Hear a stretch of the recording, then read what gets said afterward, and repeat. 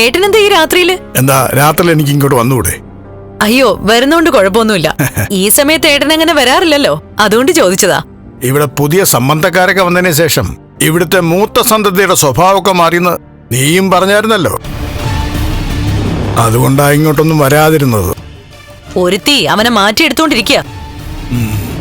നാളെ അവളായിരിക്കും അവന്റെ ബിസിനസ്സും ഈ കുടുംബവും ഒക്കെ ഭരിക്കാൻ പോകുന്നത്.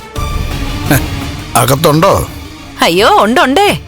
നീ ഭയക്കുന്ന പോലും സംഭവിക്കില്ല ദുർഗേ. നമ്മൾ ചിന്തിക്കുന്ന പോലെ കാര്യങ്ങൾ നമുക്ക് അനുകൂലമായിട്ട് വരും.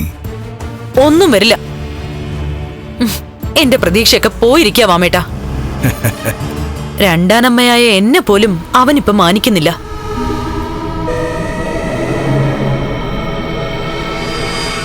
ദുർഗേ, രണ്ടാനമ്മയ്ക്കെന്നും രണ്ടാം സ്ഥാനമേ കിട്ടത്തുള്ളൂ.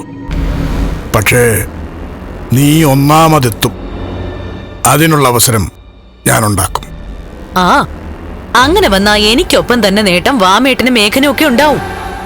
നാളെ എന്റെ പെണ്ണ് നമ്മുടെ കുടുംബത്തിൽ വന്ന് താമസിക്കേണ്ടവളല്ലേ? ഉണ്ണി മേഘന് കണ്ണനെ മറികടന്ന് കമലേശ്വരത്തെ ബിസിനസിന്റെ മേൽനോട്ടം ഏറ്റെടുക്കുമെന്ന് ഞാൻ പറഞ്ഞാൽ നീ അത് വിശ്വസിക്കുവോ? ഇപ്പോഴത്തെ സാഹചര്യത്തിൽ വിശ്വസിക്കാൻ പ്രയാസമാ. എന്നാലേ അതൊക്കെ വൈകാതെ നടക്കും ദുർഗേ. നടപ്പിലാക്കും ഈ വാമൻ. അത് നീ കുറിച്ചിട്ടോ? ആ, എല്ലാവരും അങ്ങനെയൊക്കെ പറയുന്നുണ്ട്. മേഘനും പറയുന്നത് പോലെയൊക്കെ നടന്നാ കൊള്ളാം. ആ, ഞാൻ എന്തായാലും ഏട്ടന് കുടിക്കാൻ എന്തെങ്കിലും എടുക്കാം.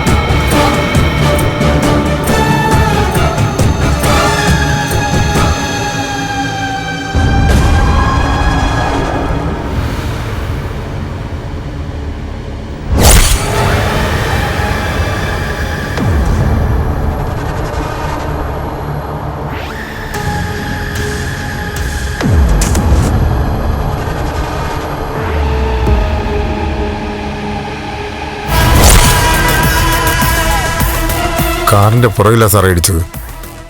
നല്ല ഇടിയായിരുന്നു. ഇടിയുടെ ആഘാതത്തിൽ വണ്ടി മറിഞ്ഞൊരു താഴ്ചയിലോട്ടാ പോയത്.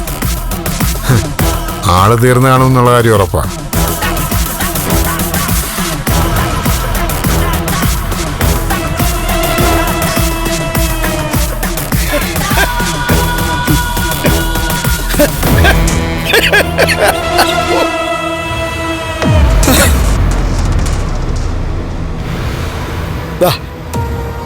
ഇത് നീ വെച്ചോ.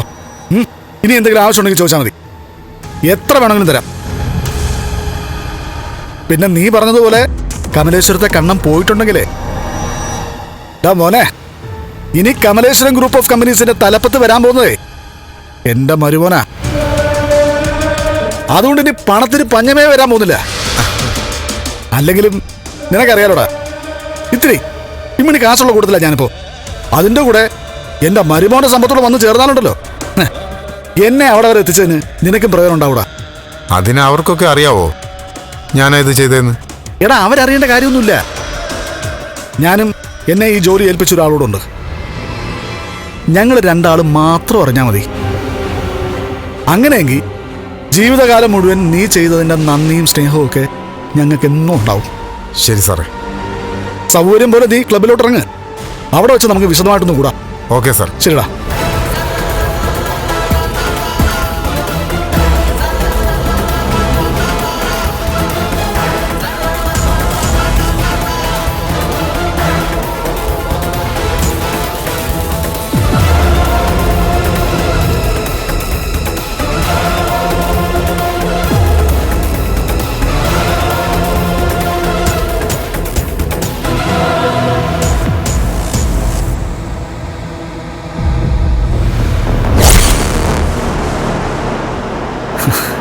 നീ ഇത്തവണ എൻ്റെയും എൻ്റെ അമ്മയുടെ മാത്രമല്ലടാ, എന്റെ പൊന്നുമോളുടെയും കണ്ണീര് തീർത്തു തന്നടാ. ഫ്ലവേഴ്സ് സ്മാർട്ട് ഷോ ഫെബ്രുവരി 15 ശനിയാഴ്ച ആരംഭിക്കുന്നു. ശനി ഞായർ ദിവസങ്ങളിൽ രാത്രി 9:30 ഫ്ലവേഴ്സിൽ.